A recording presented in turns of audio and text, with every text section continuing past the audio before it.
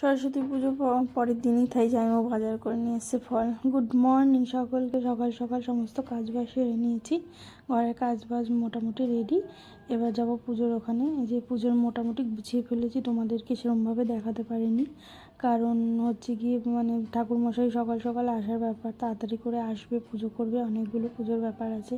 আর সরস্বতী পুজো মানেই তোমরা জানো সকাল সকাল সব কিছু আর কি, ওই জন্য গুছিয়ে নিয়ে তারপরেই তোমাদের দেখাচ্ছি। ঠাকুরমশাই এখনও আসেনি, পাশে জায়ের ঘরে পুজো হচ্ছে, ওখানে হলেই আমার বাড়িতে আসবে। আর এই যে দেখো মা সরস্বতী মা, কে কেমন লাগছে তাড়াতাড়ি বলো। আর এই যে মানে পেতলের ঠাকুর আমি 4-5 বছর হচ্ছে কিনেছি আর কি, আমার মেয়ের ঘটে মানে টাকা জমানো, ওখান থেকে কেনা হয়েছে। মোটামুটি মানে কাজ বাজ সব রেডি। এবারে ঠাকুরমশাই আসলেই হয়, দিদি আমি মেয়ে তিনজনে মিলে ফটফট সব গুছিয়ে নিয়েছি, সব গোছানো রেডি। এই যে ঠাকুরমশাই চলে এসছে, এখন হচ্ছে পুজো। এই যে আমি আছি, দিদি আছে, মেয়ে আছে, তারপর দিদি একটা স্টুডেন্ট আছে। এখন হবে আরতি। আরতি হলেই পুজো মোটামুটি শেষ আর কি। আমাদের অঞ্জলি দেওয়া হয়ে গেছে। আমার একটু ঠান্ডা লেগেছে, তার জন্য কথা বলতে পারছি না। এই এখন হচ্ছে আরতি। আরতি হলেই পুজো শেষ।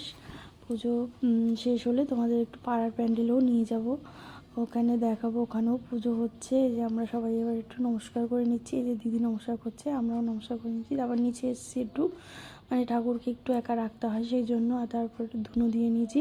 তারপরে আমি আবার মানে ঠাকুরের বাসন মেজে পরিষ্কার করে নিয়েছি, করেই একবারে নিচে যাব আর কি, ওই জন্য। আর প্রসাদগুলো নিয়ে নিচে চলে এসেছি। আর এই যে ঠাকুরের বাসন মাজা হয়ে গেছে, ঠাকুরও পরিষ্কার করা হয়ে গেছে।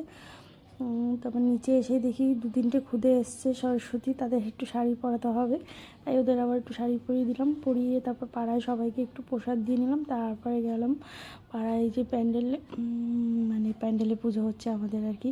তারপরে রান্না বান্না এই যে মোটামুটি সব রেডি। আর দিদি করেছে আজকে রান্না, আমাদের আবার আজকে